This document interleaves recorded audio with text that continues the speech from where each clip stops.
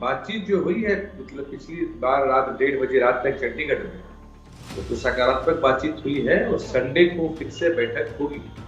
लेकिन किसानों को भी, तथाकथित किसानों को जो इस आंदोलन में है, मुझे इस पर भी आपत्ति है, क्योंकि वो भिंडरवाला का फोटो लगा कर आते हैं और क्या दिखाना चाहते हैं। किसानों के आंदोलन की आड़ में यह कोई और आंदोलन तो नहीं है। ऐसा अगर है तो इसका हल नहीं निकलेगा, और अगर सही मायने में किसानों का तो हल निकलेगा, तरीका दूसरा होगा। सही मायने में किसानों की मांग की बात अगर हो रही है तो जहां तक संभव होगा ये सरकार किसानों के प्रति हमदर्द है, किसानों के प्रति रवैया बहुत सकारात्मक रवैया वाली सरकार है, और सरकार खुद चिंतित है किसानों की आय को कैसे दोगुनी तक की जाए, कैसे बढ़ाई जाए। इसके लिए कई एक तरह की योजना, सिंचाई से जुड़ी, फसल से जुड़ी, बीमा योजना, हर तरह की योजना सरकार लेकर के आ रही है ताकि किसानों को नुकसान नहीं हो।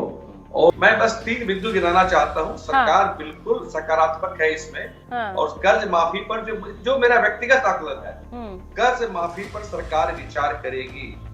एमएसपी संभव मुझे नहीं लगता, मैं भी थोड़ी आर्थिक चीजों को समझता हूँ, इकोनॉमिक समझता हूँ, मुझे नहीं लगता एमएसपी दुनिया में कहीं लागू नहीं है एज ए नेशनल पॉलिसी। ठीक है, कहीं कहीं राज्यों में छोटे स्तर पर लागू है। एक उदाहरण दुनिया में कहीं नहीं है जहां एमएसपी राष्ट्रीय कानून के तहत लागू हो।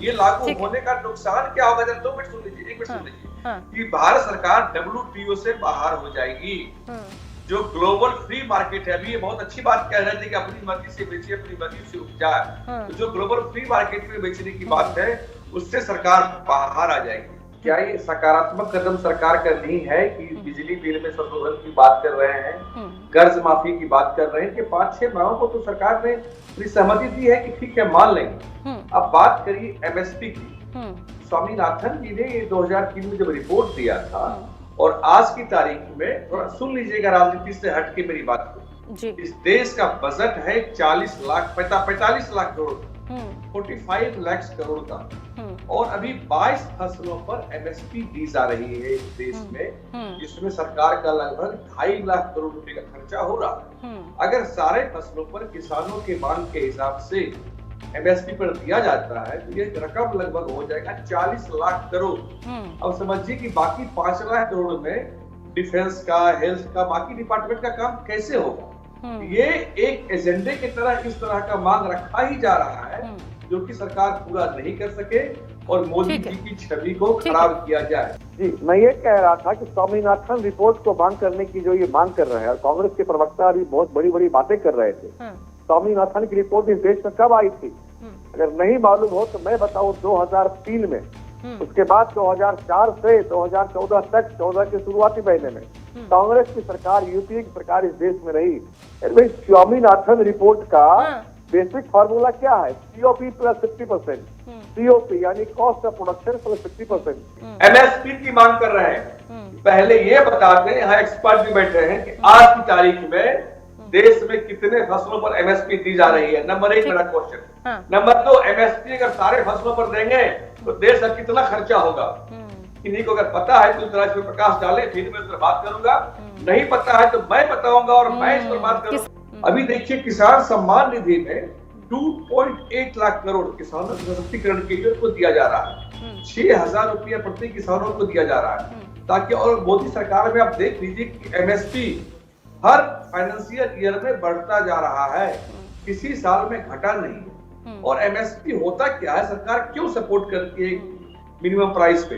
ताकि सरकार को जो आवश्यकता जिन अनाजों की है, जरा समझ लीजिए, जिन अनाजों की है उसको, अनाज को उत्पादन में सरकार प्रोत्साहन देती है कि आप ये अनाज उपजाइए और हम इसका खरीद आपसे करेंगे।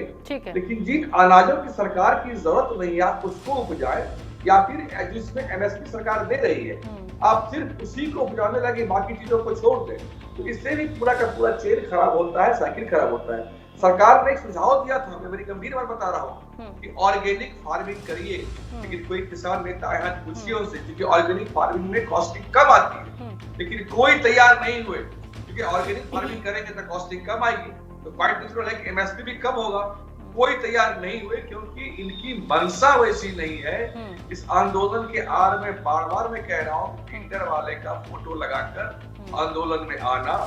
जी, मैं दिखा रहा हूँ जो किसान आंदोलनकारी वहाँ पर हैं, जो मर्सिडीज BMW से आकर के वहाँ शराब पीकर आंदोलन कर रहे, उन्होंने ट्वीट किया है आंसू गैस लाठीचार्ज इसलिए कि किसानों ने वहाँ जो किसान नहीं, मैं किसान शब्द बोल रहा हूँ, उन्हें बैरिकेडिंग तोड़ी, वहाँ पे हंगामा किया। दिल्ली में 2-2 हजार ट्रैक्टर लेके आना और इस तरह की धमकी देना। लेकिन लाल किला पर उन्होंने क्या किया था, याद करिए 26 जनवरी को पिछली बार। तो इस तरह की हरकतों को करना ये अच्छा नहीं है। लोकतांत्रिक तरीका से मान रखिए, हम आपका स्वागत करेंगे और जो भी मानने योग्य मांगे होंगी हम पूरा आपके साथ रहेंगे। त्यागी जी, मैं बता रहा हूँ, आज कांग्रेस को पता है कि 2024 के चुनाव में उन्हें हारना है, सत्ता में तो आना नहीं है। तो किसी तरह से इस आंदोलन को उग्र करो, भड़काओ, हड़काओ